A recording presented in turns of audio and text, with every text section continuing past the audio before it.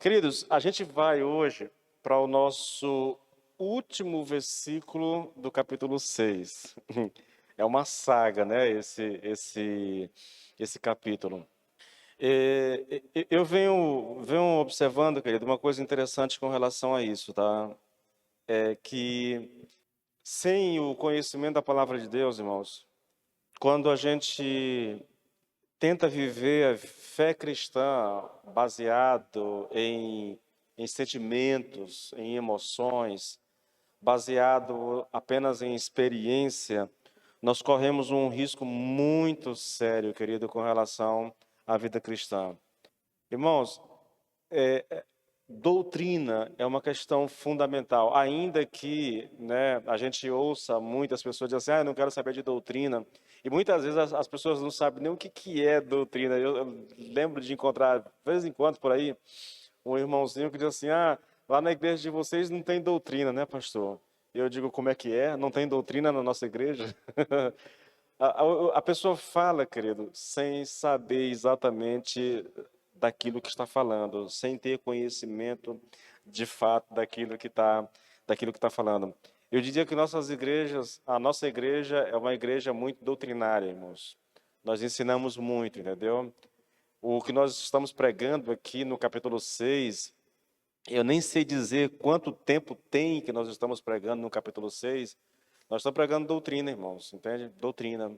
Aqui nós estamos falando muito sobre santidade, nós estamos abordando isso por vários ângulos a respeito de santidade. Pastor, mas é necessário se importar tanto com isso? É, irmãos, é necessário.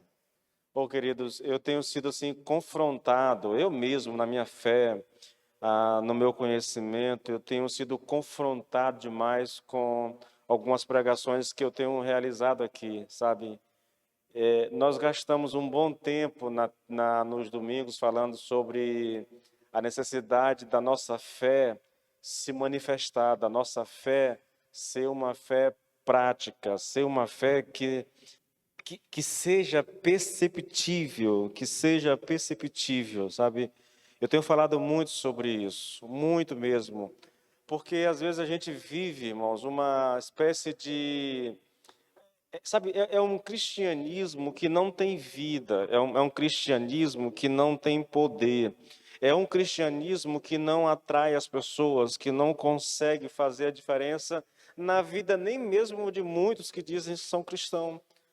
A fé deles não os ajuda na caminhada, a fé dele não os ajuda na vida de santidade, não ajuda na superação dos problemas, a fé não o fortalece. Aí você vê o irmãozinho aí fraco na fé, afastado, não consegue permanecer. Tem gente que não consegue, querido, nem sequer vir à igreja frequentemente, entendeu? Vem uma vez ou outra, aí falta um domingo, falta dois, aí aparece de novo. Eu fico assim, meu Deus do céu, de onde é que vem isso, irmãos? Para mim, querido, isso tudo que é manifestado na prática é fruto de um bom conhecimento de Deus, de uma experiência real com o Senhor, de uma vivência com Deus, sabe? Falta isso em nós, falta isso.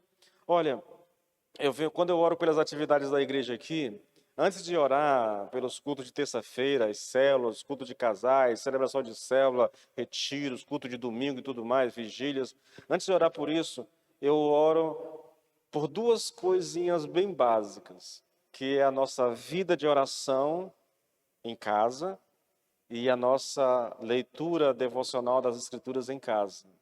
Porque essas duas coisas, irmãos, são a base para tudo mais que nós fazemos como igreja. Se você não tem uma vida de oração, irmãos, em casa. Quando eu digo vida de oração, irmãos, o bom seria que a gente orasse todos os dias, uma, duas vezes por dia. Mas quando eu digo vida de oração, eu estou falando do hábito de orar. Mesmo que você não ore todos os dias, mas você tem um hábito, entendeu? 4, 5 vezes por semana, ou talvez todos os dias mesmo, você tem pelo menos um tempinho ao Senhor. Se nós não temos isso, irmãos, não tem como a nossa fé ser uma fé fervorosa, entendeu? Não tem como a gente ter prazer nas coisas de Deus. Se eu não leio a Bíblia todos os dias, novamente eu vou aqui franquear um pouquinho, né? Pastor, tem dia que não dá para ler, tá? Vamos relevar isso. Mas se não há um hábito na minha vida de leitura da palavra de Deus, querido, ô irmãos, se não há oração, não há um hábito da palavra da oração, tudo mais que você vai viver na vida cristã, querido, você me perdoe dizer, é sem sentido.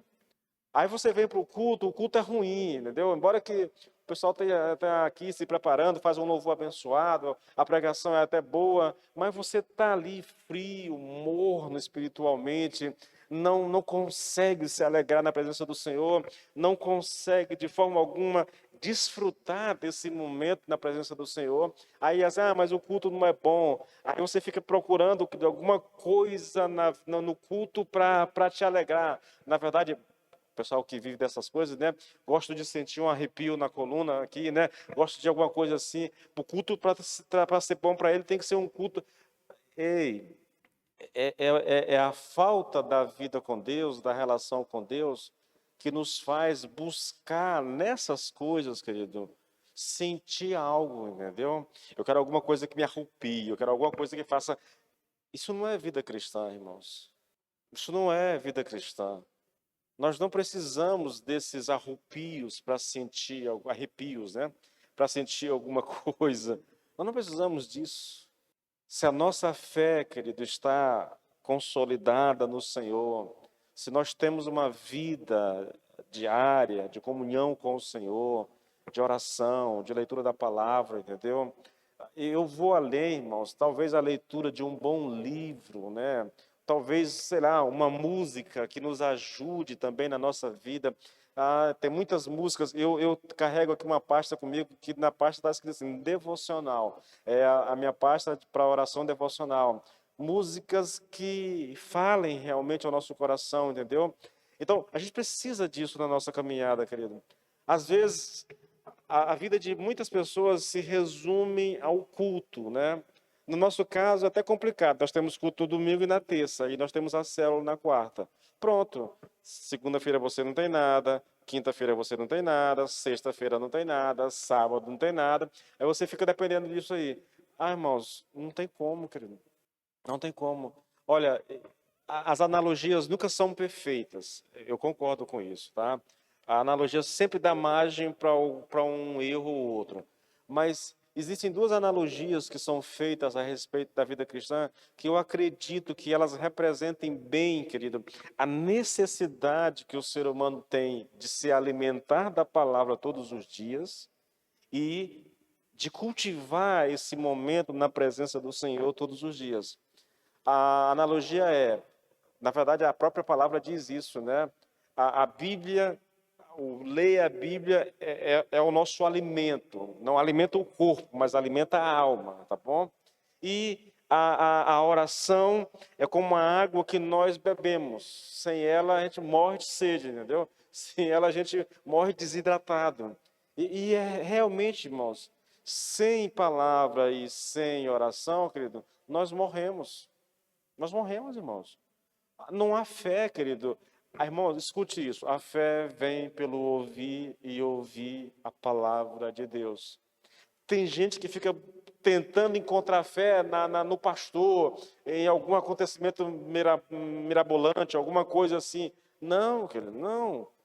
A fé vem pelo ouvir a palavra de Deus. É você alimentar o teu espírito todos os dias por meio da palavra que vai gerar fé no teu coração. É você conhecer o caráter de Deus expresso na palavra, na relação dele com o povo de Israel, na relação dele com os discípulos, na relação dele com as igrejas. É essa interação bíblica, querido, de Jesus com o seu povo, de Deus com o seu povo, de nós com a palavra, que vai nos alimentar, na verdade, que vai nos fortalecer. É esse conhecimento que nos dará, querido, a força necessária para viver uma vida cristã vitoriosa, ainda que a gente passe por lutas, ainda que a gente tenha problemas, mas esse alimento diário para nossa alma, para o nosso espírito, vai nos capacitar. Eu passo a conhecer Deus, irmãos, eu passo a conhecer o caráter de Deus. E aqui eu estou falando desse conhecimento revelado das Escrituras. Mas se há no meu coração, querido, esse desejo pela vida de oração e de palavra, é possível que o Senhor também permita que você vá além desse conhecimento das Escrituras e te leve a uma experiência real com Ele, entendeu? Olha, queridos, deixa eu dizer uma coisa a vocês. Deixa eu sair desse negócio. Só desligar esse negócio aqui rapidinho. Eu não sei como é que desliga isso. Sai. Isso. A gente precisa, eu tenho falado disso, e falei muito disso na célula semana passada, e vou voltar a isso agora nessa semana. Nós não temos mais experiências com Deus. Nós não somos um povo que busque ao Senhor, que é levado, seja pela palavra, irmãos. Às vezes você está lendo a palavra, o Senhor te dá abre o teu entendimento para um versículo, entendeu? Aquilo te leva a uma oração intensa, e provavelmente o Senhor se revele a ti de alguma forma, fale contigo de alguma maneira. Irmãos, isso nos fortalece de uma maneira que vocês não conseguem entender. Só você passando pela experiência para você compreender. Eu amo a palavra de Deus, querido. Eu amo essa coisa de você estudar, de gastar tempo lendo e tudo, mas isso, só a palavra, ela não substitui a necessidade que nós temos de buscar a Deus por uma experiência. Quando eu oro pela igreja, irmãos, pelas atividades da igreja aqui, a minha oração é, Senhor, que o Senhor manifeste a sua presença de tal forma nas atividades que nós realizamos como igreja, que cada irmão tenha consciência plena e absoluta de que ele está na tua presença. Que ele esqueça que isso aqui é uma construção, que ele esqueça que isso aqui é um prédio, e ele tenha realmente essa noção de que ele está na presença do Senhor, como se o Senhor de fato estivesse ali, que nós possamos ser capazes de sentir a presença de Deus, irmãos. É ir além do conhecimento cognitivo, do conhecimento intelectual. É se dar, querido, a esse prazer de experimentar Deus verdadeiramente, de conhecer Deus verdadeiramente. Nós precisamos disso, irmãos. Nós precisamos. Oh, querido, como a igreja precisa disso. A base de tudo isso, irmãos, para não ser enganado por alguma ação maligna, é exatamente o conhecimento da palavra. Por isso que nós precisamos tanto dessa palavra. Porque se você conhece a palavra, dificilmente você vai ser enganado. Se você não conhece a palavra, querido, e começa a buscar experiências, é incrível, irmãos, como falta esse equilíbrio para nós, entendeu? Porque tem pessoas que não querem muito saber da palavra, eles são místicos no sentido da palavra, entendeu? Eles querem uma experiência sobrenatural, eles querem ouvir a voz de Deus, eles querem sentir Deus, eles querem ter uma visão, mas eles não têm nenhuma base escriturística para isso. Então, facilmente alguém assim pode ser enganado, entendeu? O outro lado é aquele que acha que não precisa disso, e ele começa a estudar a palavra de Deus, ele se interessa por teologia, ele quer entender, ele quer debater, e tudo gira nessa coisa, né, nesse mundo intelectual. Também as duas coisas devem andar juntas, irmãos, equilibradas, entende? Porque é isso que nos dará, querido, a graça de uma vida vitoriosa, de uma vida poderosa diante de Deus. Romanos 6, 23, vamos ler o texto agora, tá bom?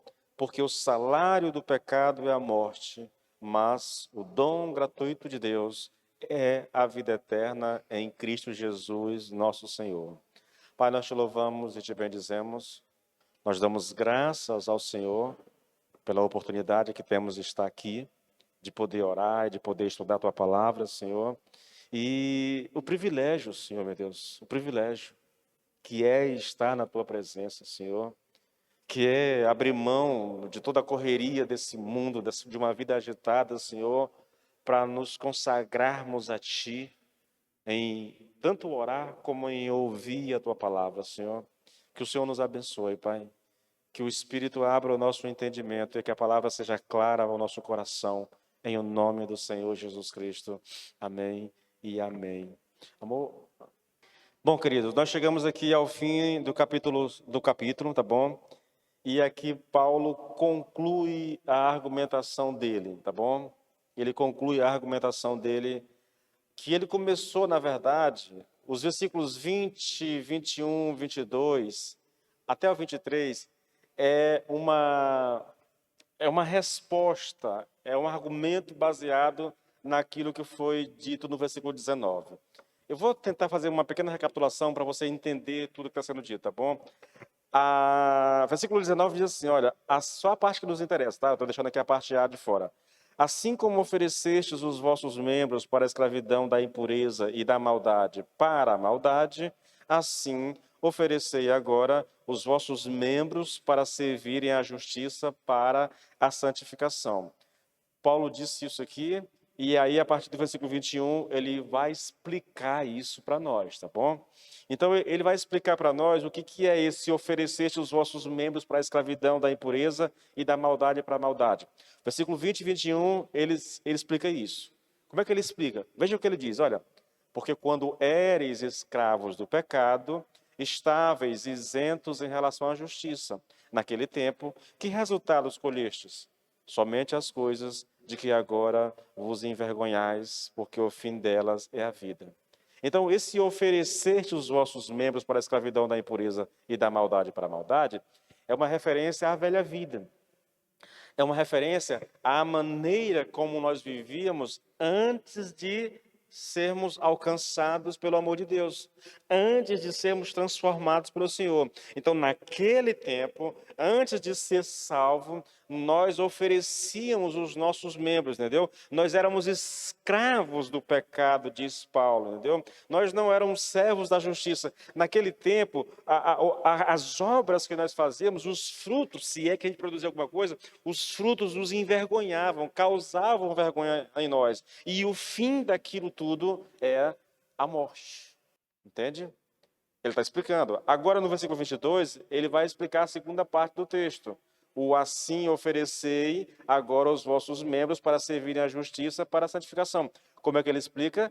Olha só, contudo, né? Ele está aqui, é uma adversativa aqui, ele vai trazer o oposto daquilo que ele disse no versículo 20 e 21, contudo, agora libertos do pecado, viu? Lá vocês eram escravos do pecado, mas agora nós somos libertos do pecado e tendo sido transformados em escravos de Deus, tendes o vosso fruto para a santificação e, por fim, a vida eterna.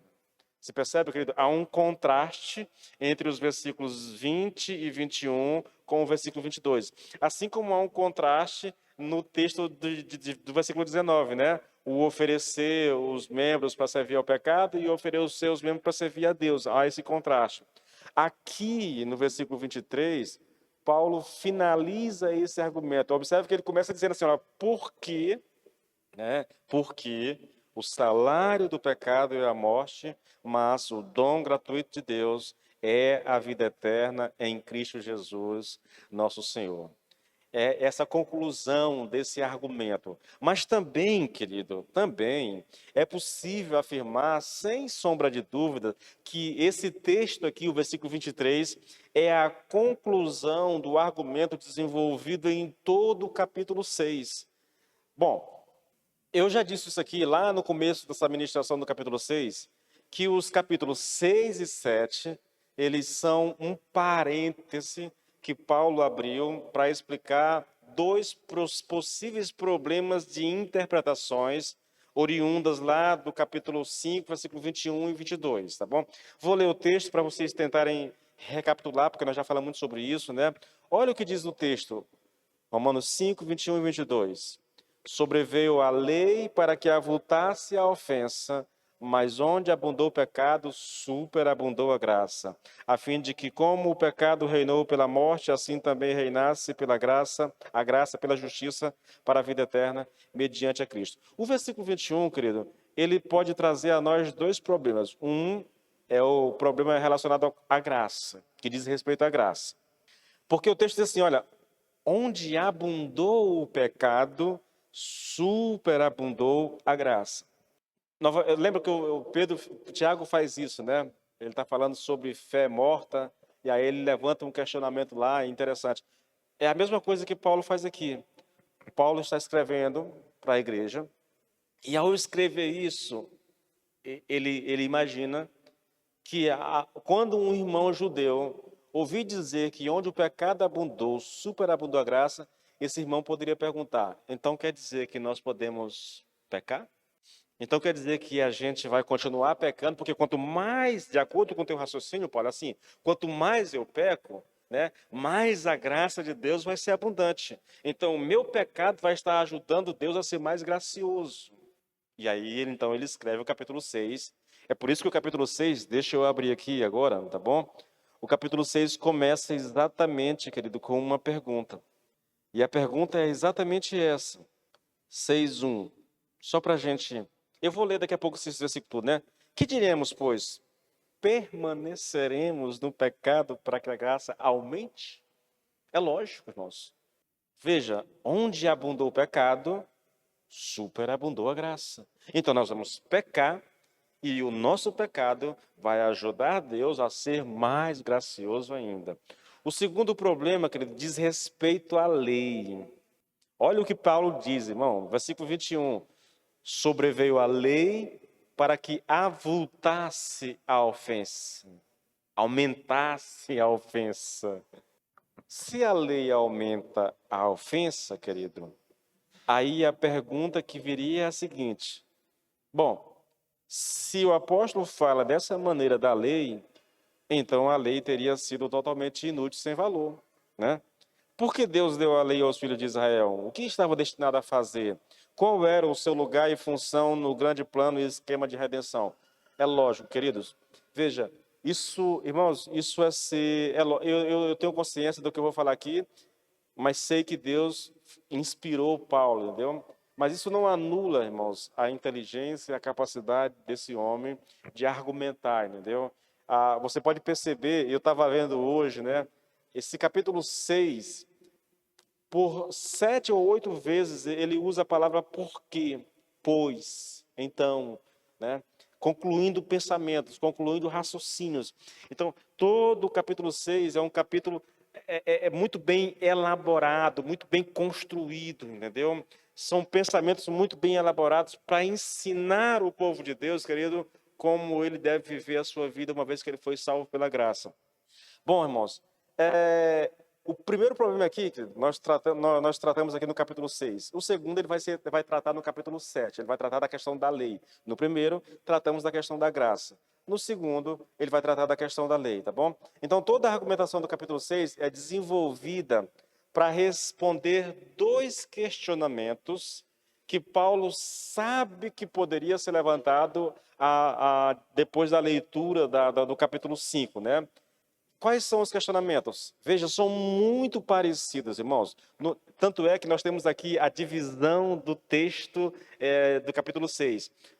Primeiro, uma pergunta no capítulo 1, e aí Paulo vai gastar aí do 2 até o 14 respondendo, fazendo a aplicação disso. Depois, no capítulo 15, uma segunda pergunta, e Paulo vai gastar o restante do capítulo respondendo essa pergunta. Olha só, e veja como as perguntas são muito parecidas. Que diremos, pois? Permaneceremos no pecado para que a graça seja mais abundante? É a pergunta do capítulo 1, do versículo 1. E aí Paulo vai responder isso. Depois, no versículo 15, e daí? Havemos de pecar porque não estamos mais debaixo da lei e sim da graça? É praticamente a mesma pergunta, aqui ele fala de estar debaixo da graça. Nós vamos pecar porque nós estamos mais debaixo da graça. No 1, nós vamos pecar para que a graça seja mais abundante, entende? Mas é basicamente a mesma pergunta, irmãos. E aí ele conclui isso tudo nos versículos 23.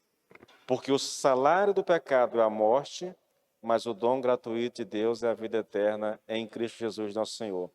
Seria mais ou menos assim, olha, como permanecer no pecado se o salário do pecado é a morte? Como havemos de pecar se o salário do pecado é a morte? Por isso que esse versículo também conclui todo o pensamento de Paulo aqui no capítulo 6. Bom, irmãos, é muito interessante notar aqui uma coisa, que é a semelhança do versículo 23 do capítulo 6 com capítulo 5, versículo 21, que dá origem a esse texto. Eu poderia ter deixado ligado, né? Na verdade, me dê aqui, por favor, mocinho, tá ligado. Eu poderia ter deixado ligado, tá ligado. Poderia ter deixado o computador ligado para poder mostrar os dois textos, querido. Olha o seguinte aí na tua Bíblia. Olha o versículo 21 do capítulo 5 e olha o versículo 23 do capítulo 6, como são semelhantes, irmãos, né? Como são semelhantes. O 21, tá bom? Assim como o pecado reinou pela morte, está falando aqui do pecado reinando, tá bom? O pecado é um senhor. Assim também a graça reinasse pela justiça para a vida eterna, mediante Jesus Cristo, nosso Senhor. Olha o versículo 23, porque o salário do pecado é a morte. O salário aqui, o pecado aqui está reinando novamente, entendeu? Ele é um senhor duro, um carrasco que nos leva à morte. Mas o dom gratuito de Deus é a vida eterna, mediante Jesus Cristo, nosso Senhor. É muito parecido, irmãos. Tipo assim, ele levantou a pergunta baseada nisso, respondeu tudo e na conclusão ele voltou para a mesma pergunta, para o mesmo texto que o levou a fazer a pergunta. É muito interessante isso, querido. É muito interessante. Tá bom, dito tudo isso, irmãos, eu queria fazer aqui uma coisa. Eu queria fazer uma abordagem geral desses versículos, tá bom? Vai funcionar mais ou menos assim, olha. Primeira abordagem, só existem dois caminhos a ser trilhado por todo e qualquer ser humano. O caminho da condenação eterna e o da vida eterna. E é isso que nós temos aqui nesse versículo 23, tá bom? Porque o salário do pecado é a morte, está aqui um caminho, mas o dom gratuito de Deus é a vida eterna, está aqui o outro caminho. Então só tem dois caminhos a ser trilhado pela humanidade. Morte aqui, querido, sim, é uma referência à morte de uma maneira geral, morte física, morte espiritual, mas essencialmente nesse texto, até porque, na verdade, a morte aqui está contrastando com vida eterna. Então, morte aqui nesse texto é uma referência à condenação eterna do ser humano, tá bom? A condenação eterna. Aqui, querido, a ideia do texto é a seguinte, olha, não importa se alguém é intelectual ou se é analfabeto, não importa qual é a sua religião, não importa a cor da sua pele, não importa quanto dinheiro você tem, todo ser humano na face da terra está trilhando um desses dois caminhos. Ou ele está numa vereda que o levará para a vida eterna, para viver com o Senhor, ou ele está numa vereda que o levará para a condenação eterna. Não há meio termo, irmãos. Não há um caminho neutro em que eu estou caminhando aqui e de repente eu posso sentir vontade. Não, não. Ou você está nesse caminho que vai te levar para a condenação eterna, ou você está nesse caminho que te levará para a vida eterna. Não há outro caminho, não há o meio termo, não há nada entre esses dois caminhos. Todo ser humano, sem exceção, não importa onde ele esteja, ele está trilhando um desses caminhos. Ponto. A segunda reflexão, a abordagem geral. Esses dois caminhos são completamente diferentes um do outro. Lloyd Jones diz aqui, olha, no sentido espiritual, não há nada que seja comum entre o cristão e o incrédulo. Absolutamente nada. Eles são absolutamente diferentes. O cristão tem uma nova vida, uma vida totalmente diferente daquela condição de mortos em ofensas e pecados. Esses caminhos, tá? E as pessoas que estão nesses caminhos vivem vidas completamente. Ah, pastor, mas todo mundo trabalha, pastor, todo mundo tem filhos, todo mundo cuida de casa.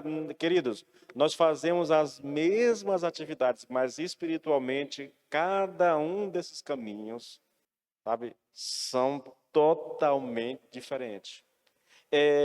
Veja uma coisa, você pode olhar alguém que se veste como eu, que pode até falar como eu, que tem a vida, mas isso é só aquilo que é perceptível externamente.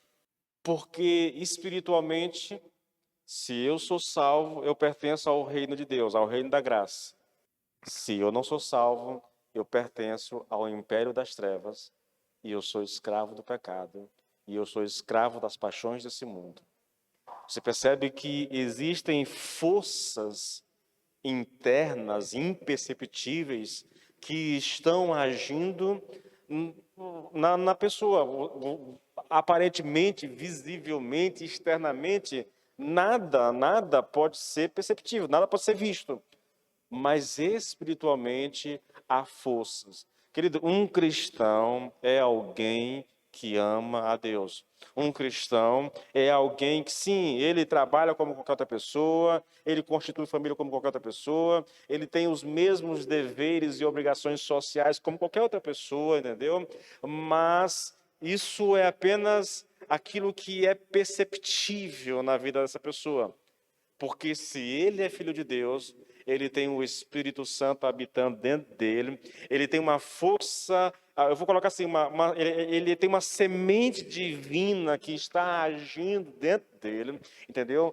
Que está movendo esse homem, querido, em direção a Deus e às coisas de Deus. É por isso que o crente, o verdadeiro crente, ele tem prazer nas coisas do Senhor, entendeu?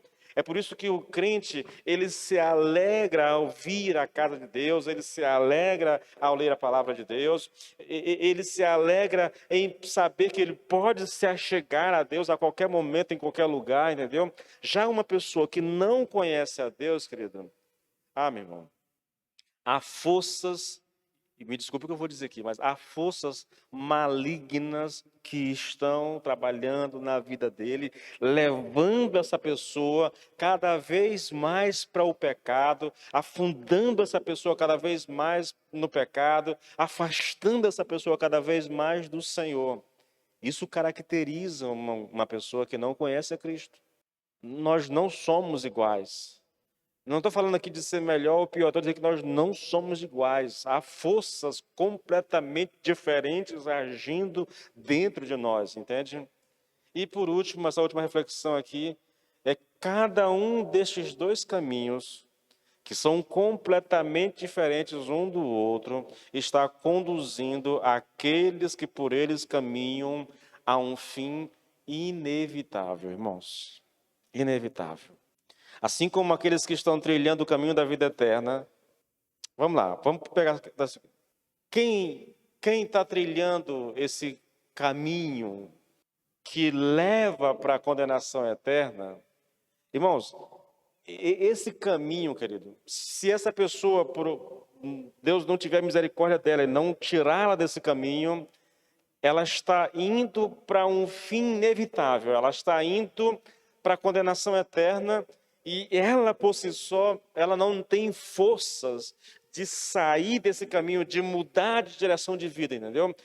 Por isso que eu disse, ou Deus faz alguma coisa para essa pessoa, ou ela continuará caminhando, muitas vezes se alegrando, tendo prazer nisso. Repito, essa pessoa, existem forças malignas que estão agindo na vida dela, entendeu? E essa pessoa, por causa disso, ela tem prazer no pecado, ela se alegra no pecado, ela não quer saber de Deus. Talvez quando está doente, ou quando tem alguém muito doente na família, ela faça uma oração, ou ela recorra a alguma igreja, a algum pastor, mas ela não quer compromisso, ela não quer vida com Deus, ela quer apenas ali uma bênção e talvez a situação dela mude, mas ela tem prazer no pecado, irmãos. O prazer dela, a alegria dela está exatamente no pecado. Ela gosta disso. E quanto mais ela peca, mais ela se afasta do Senhor, mais ela se distancia da graça de Deus. Irmãos, a salvação, querido, é o maior milagre que uma pessoa pode experimentar na sua vida. Eu vejo os crentes buscando bênçãos, milagre. Irmão, quando eu vejo essas coisas assim, eu acho isso tudo tão estranho, sabe? Porque às vezes a gente não se dá conta, mas tem crentes que têm inveja de outros porque o irmão experimentou uma bênção muito grande, né? Alguma coisa assim, e aí ele não passou por isso, ele não experimentou isso, ele fica meio que invejoso, meio que ali enciumado, às vezes fica chateado com Deus porque Deus não permitiu a ele experimentar aquilo que o irmão está experimentando, mas isso, irmãos, muitas vezes é fruto de uma ignorância muito grande, porque o maior milagre que Deus pode fazer na nossa vida, Ele já fez.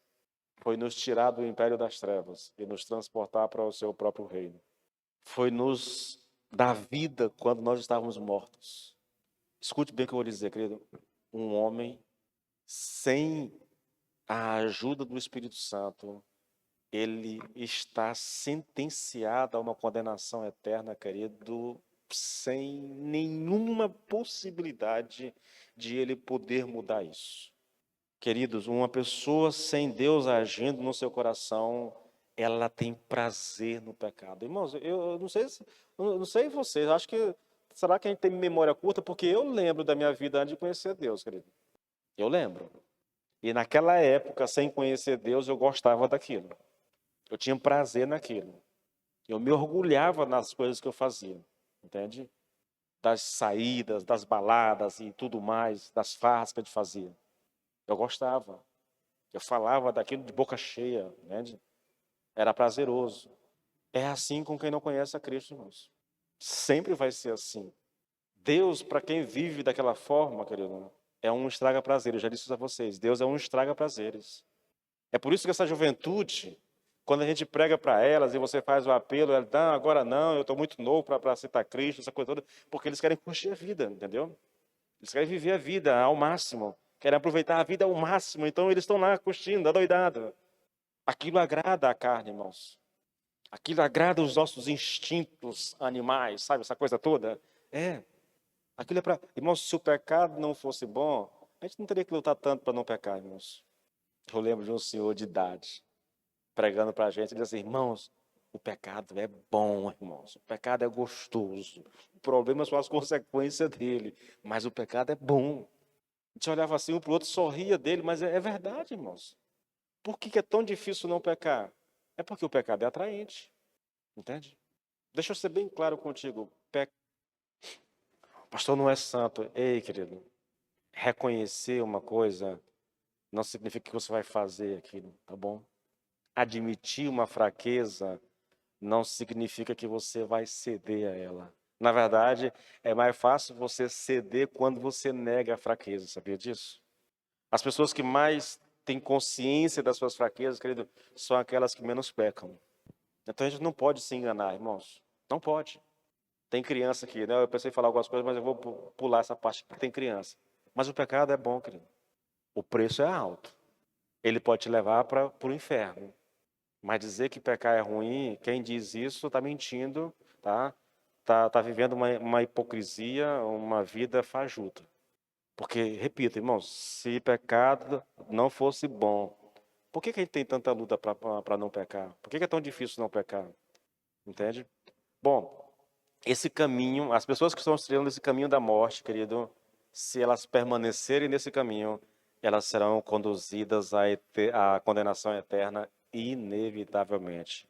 Da mesma forma, querido, aqueles que estão trilhando o caminho da vida eterna serão levados à presença de Deus e desfrutarão, querido, de uma eternidade de gozo e de alegria.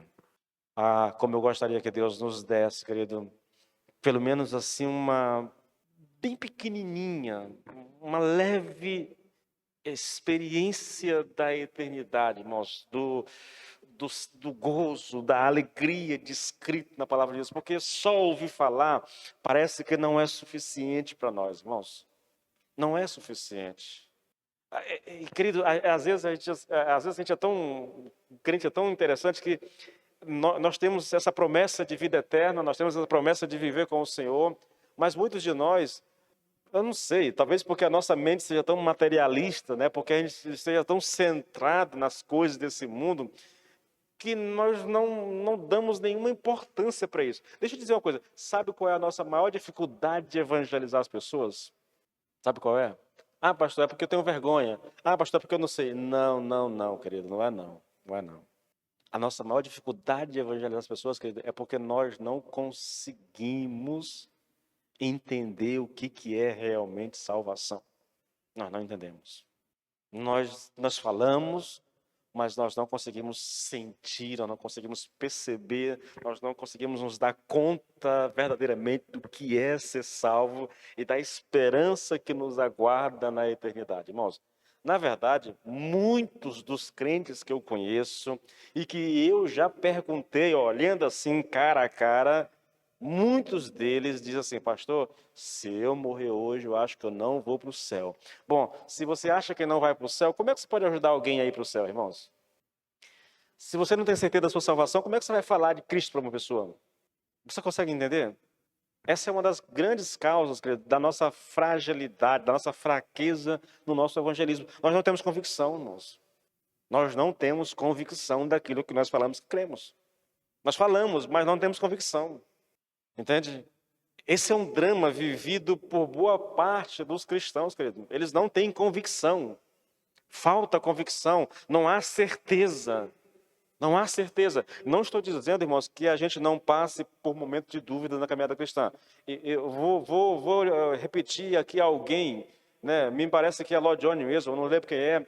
Há momentos da nossa caminhada, querido, que as experiências que a gente vive, as provações que nós vivemos, fazem com que a gente questione a vida cristã. E, na verdade, se no meio de uma experiência como essa eu sou levado a questionar a minha própria salvação, isso não é ruim. Isso não é sinal de que eu não sou salvo. Na verdade, esse temor de perder a salvação, ele é, no fundo, uma prova de que eu sou salvo. Uma pessoa que não conhece a Deus, uma pessoa que não foi alcançada por Deus, ele não tem medo de perder a salvação. Isso não importa para ele, querido. Ah, pastor, então eu estou de boa, porque eu vivo com medo de perder a salvação. Ah, peraí, querido. Ei, calma aí, baixa a bola, porque isso já foi para um outro extremo. Viver com medo de perder a salvação todo dia, irmão, se tem alguma coisa de errado na sua vida. É possível que você realmente não seja salvo. Eu estou falando aqui de momentos na nossa caminhada, de crises, entendeu? De crises profundas que a gente vive e que nós somos levados por causa das provações de uma ação maligna terrível sobre nós. Nós somos levados, Senhor, será que eu sou salvo realmente? Às vezes, aqui e acolá, irmãos, eu sou levado a perguntar isso para Deus, sabia? Senhor, será que eu sou salvo mesmo? Eu leio algumas coisas. Irmãos, eu estou lendo um comentário do Lloyd Jones a respeito de 1 João, que eu já perguntei umas 2 vezes já. Senhor, será que eu sou salvo mesmo? Nós temos uma compreensão errada de vida cristã, irmãos. Nós vivemos um tipo de cristianismo muito estranho, irmãos. Qual foi a última vez, querido, que você já ouviu alguém comentar a respeito da tua fé? Tipo assim, rapaz, fulano é crente mesmo, né? Você, não estou falando de energia positiva, não, mas você olha para ele, você conversa com ele, entendeu? Há um brilho nos olhos, ele fala de Jesus. Quase a gente nunca. Eu lembro, irmãos, de experiências de pessoas que chegam. Eu vou falar de mim mesmo, tá bom? Não quero aqui me enaltecer, a intenção não é essa. Vocês sabem que eu não ligo muito para esse negócio de aparência, sabe disso, né? Não é muito legal os pastores andarem de short, mas eu gosto de andar de short, eu gosto de andar de sandália, entendeu? Até um tempo atrás eu usava regata, a minha esposa pegou no meu pé, eu acabei largando a regata de mão. Mas eu gosto dessa coisa jovial, eu gosto disso, entendeu? E a gente vive num país, num lugar que é quente para chuchu, irmãos, é um negócio quente. Então, uma roupa mais leve, né? Aquela coisa de você andar o tempo todo de calça, de engomadinho, aqui apertadinho. Ô, irmãos, esse negócio é complicado. Não gosto.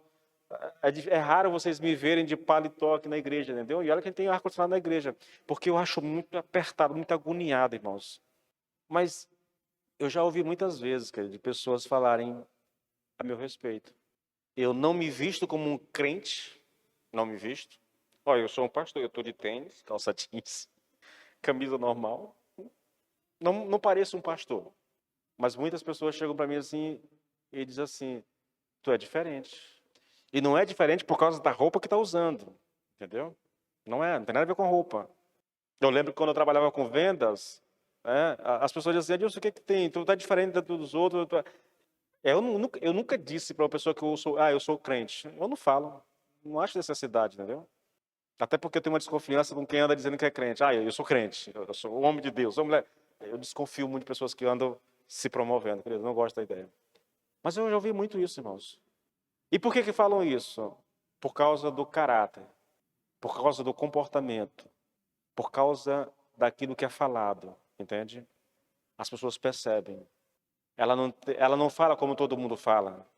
Você não vai me ouvir falar um palavrão muito raramente, entendeu? Às vezes em casa eu solto lá um M que termina com A, entendeu? Aí as meninas quando ouvem assim, pai, isso... Mas é muito raro, irmãos, vocês me ouvirem falar um palavrão. Muito, muito raro. Então, essa alegria da salvação, querido, ela não é experimentada por muitos de nós. E porque nós não temos essa alegria, porque nós não temos essa convicção, nós temos dificuldade de falar às pessoas a respeito de Cristo. Talvez por uma consciência culpada, não sei, mas nós temos dificuldade. Aí a gente não evangeliza. Aí a gente não fala. Aí as pessoas olham para a gente esperando alguma coisa e não sai, entendeu? Por causa de uma consciência. Eu imagino que muitas vezes, querido, seja por essa falta de convicção, é essa falta de certeza que nos faz calar, que nos faz sentir vergonha de falar do evangelho às pessoas. Eu já disse isso muitas vezes, irmãos. Você não precisa conhecer teologia e conhecer a Bíblia toda para falar de Cristo. A única coisa que se requer de uma pessoa que está começando a vida cristã, querido, para falar de Cristo, é a sua própria experiência. O que eu era, o que Deus fez em mim e o que eu sou agora. Pronto. Você não precisa conhecer a Bíblia para falar disso. É a sua experiência. É o que você viveu. É lógico, mais na frente você pode sim elaborar isso com algum texto bíblico, mas basicamente isso, irmãos. Basicamente isso. Novamente, irmãos, a gente cai em problemas porque muitas vezes não há mudança em nós. Não há mudança. Há muitas pessoas, eu vou fechar o texto porque eu não vou adiante que não, tá bom? Vou já encerrar. Muitas pessoas, querido, elas mudam de igreja. Elas não passaram por um processo de transformação. Não houve arrependimento em nenhum momento na vida dela. Ela ouviu uma mensagem, alguém fez um apelo e ela foi lá para frente. Pronto, acabou, só isso. Nada mais. Ela não foi levada a olhar a sua própria vida e a confrontar o seu próprio pecado. Queridos, quando eu estava, antes de conhecer Cristo, lendo as Escrituras, nunca vou esquecer disso, irmãos. Lendo o Pentateuco. Irmãos, eu fui levado a um medo do inferno que vocês não têm ideia. Quando eu comecei a ler aquela descrição ali, gente, muita coisa do que estava ali, eu não vou me entregar para vocês, né? Mas muita coisa do que estava ali, e eu fazia, e estava lá, né, escrito, e se você faz isso, e não tem jeito para ti, alguma coisa. E eu dizia, Senhor, tem alguma coisa, tá? Eu preciso, minha vida tem que mudar, porque eu fiz, irmãos, quando eu li pela primeira vez, eu não era crente isso, não era, eu ganhei uma Bíblia, fui ler depois, mas eu tive medo, irmãos, medo. Sabe o que é medo? A Bíblia parece que era um livro que estava apontando o dedo para mim. Olha, tu é esse cara bem aqui, olha, tu já fez isso bem aqui. E aquilo me encheu de medo. E o resultado dessa leitura, irmãos, foi eu falar para o meu colega, dizer assim, olha, fala para o teu pastor que eu preciso que ele vá na minha casa porque eu quero aceitar a Cristo. Medo, irmãos. Medo porque a Bíblia revelou muitos dos meus pecados, entende? E eu entendia, mesmo sem conhecer nada, que aqueles pecados que eu praticava naquela época me levariam para o inferno. Me colocariam numa situação de condenação diante de Deus. Então eu fui evangelizado pelas Escrituras. É lógico, teve alguém que orou por mim, que me falou de Cristo para mim, mas o meu maior evangelista, o meu maior evangelizador foi exatamente as Escrituras. Por isso que eu falo tanto, irmãos, leia. Leia, querido, leia, tire tempo, arrume um tempo na sua vida para ler as Escrituras. Leia sistematicamente, comece do começo e vá até o final. Não fique pulando livro, não fique fazendo. Leia, querido, porque é aí que você vai ter essa experiência de dizer que Deus realmente falou contigo. Porque, irmãos, Deus fala conosco. Deus fala conosco. Eu confesso a vocês, eu lamento hoje que Deus não fale tanto quanto falava no começo, tá? Assim como lamento também que eu não tenha tantas experiências hoje como eu tinha no começo. Ah, irmãos, o começo da minha vida cristã foi marcado de muitas e muitas experiências com o Senhor. Durante uns 4, 5 anos da minha vida cristã, eu tive muitas experiências com Deus, querido. Muitas. Alguém já chegou a dizer que quando nós amadurecemos, o Senhor, alguém deu a ilustração, né? Lembra quando Deus tirou o povo do Egito e levou para a Terra Prometida? Naquele tempo era milagre atrás de milagre, o tempo todo. Tudo que eles viveram ali era sobrenatural. Quando eles entraram na Terra Prometida, os milagres acabaram. Alguém explicou dessa forma, eu não sei se é verdade, só sei que chega um ponto na nossa vida cristã em que as experiências elas cessam. para que a nossa fé, querido, não se fundamente em experiências, ela se fundamente nas Escrituras Sagradas. Então é aqui que nós precisamos alimentar a nossa alma com a palavra. Lembre-se, querido, esse caminho de salvação, esse caminho que nos leva para a vida eterna, é um caminho de gozo eterno, de alegria eterna. É um caminho, querido, que nos dará. Irmãos, pense nisso, pense nessa questão. Se você está trilhando esse caminho que leva para a condenação eterna, tudo nesse caminho vai te afastar de Deus. Tudo nesse caminho será um empecilho para a tua comunhão com Deus, para que alguém se volte para Deus. Quanto mais você trilha esse caminho, mais apaixonado você fica pelos prazeres do mundo, mais o teu coração anseia pelo pecado, mais você anseia pelos prazeres da carne. Aqui é diferente. Quando você caminha por esse caminho que vai te levar para a eternidade, irmãos, o Espírito do Senhor vai agir na tua vida, levando você a desejar as coisas de Deus, fazendo com que as coisas de Deus sejam atraentes para ti. É por isso que eu acho muito estranho, irmãos. Ah, pastor, não gosto muito de ler a Bíblia, pastor. Ah, pastor, eu não gosto de orar. Irmãos, eu tenho dificuldade com oração. Eu não minto para ninguém, eu tenho dificuldade com oração. Hoje eu estava diante de Deus me queixando, Senhor, por que é assim? Por que eu não tenho a mesma facilidade com relação à palavra, à oração que eu tenho com a palavra? Por que não funciona de maneira equilibrada na minha vida? Eu tenho dificuldade, irmãos, mas eu oro. Eu tenho lutas, mas eu oro, entendeu? Eu oro. Ah, pastor, a igreja, pastor, eu não acho que tem necessidade de ir para a igreja. Eu disse hoje para uma irmã, se a senhora está faltando muito tempo na igreja, e está tudo normal com você. Porque eu perguntei, está tudo bem com você, irmão? Está passando por alguma dificuldade? Não, pastor, está tudo normal, é só comodismo mesmo. Eu digo, então não está tão bem como você acha que está. A coisa está mais séria do que você imagina. Porque é natural que um membro do corpo queira estar no corpo.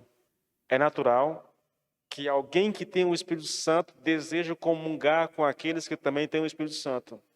É natural que um filho de Deus tenha prazer de se reunir com seus irmãos na casa de Deus para adorar o seu Deus. Então, se você não tem esse prazer, se você está faltando e está tudo bem, porque se tivesse alguém doente, tivesse alguma coisa, a gente até relevava, mas não tem nada, então o negócio está muito mal para você. A irmã não me respondeu mais. Tudo bem. Não é normal, irmãos. Como filhos de Deus, nós deveríamos amar as coisas de Deus. Tudo aquilo que diz respeito a Deus, nós deveríamos amar. Eu oro, querido, para que Deus nos faça. Irmãos, eu tenho clamado tanto por uma visitação do Espírito Santo na vida da igreja, por um avivamento na vida da igreja, querido. Porque eu gostaria de ver uma igreja avivada, irmãos. Eu gostaria de experimentar isso, na verdade. Essa visitação arrebatadora do Espírito Santo na nossa vida, que nos leve, querido, a viver o cristianismo com alegria, com prazer, com vivacidade, com vigor, entendeu? Ah, querido, uma igreja assim, irmãos, ela é contagiante, entendeu? Ela é contagiante. Nós precisamos disso, querido. Desesperadamente, nós precisamos disso. Ok, querido? Se coloque de pé, por favor, em nome de Jesus. Vamos orar ao Senhor. Vamos clamar ao Senhor mais uma vez, querido. Pai, em nome do Senhor Jesus Cristo de Nazaré, nós oramos a Ti, Senhor. Colocamos as nossas vidas diante do Teu altar e pedimos, Pai. Pedimos por nós. Pedimos pela alegria da salvação, Senhor. Pedimos pelo prazer de andar com o Senhor, de Te servir. Pedimos que seja gerado no nosso coração, Senhor, um desejo pelas coisas de Deus, pela oração, pela palavra, Senhor, pelo congregar. Deus, em nome do Senhor Jesus, nós somos o Teu povo, Pai, e nós precisamos do Senhor, nós reconhecemos que precisamos do Senhor. Nos ajude no nome do Senhor Jesus, que o Espírito Santo, Senhor, nos capacite a viver uma vida reta, santa, uma vida de alegria, uma vida de compromisso com o Senhor, de serviço, uma vida, Senhor, que alegre o teu coração, mas que ao mesmo tempo atraia outros para ti. Em o nome do Senhor Jesus Cristo. Amém e amém.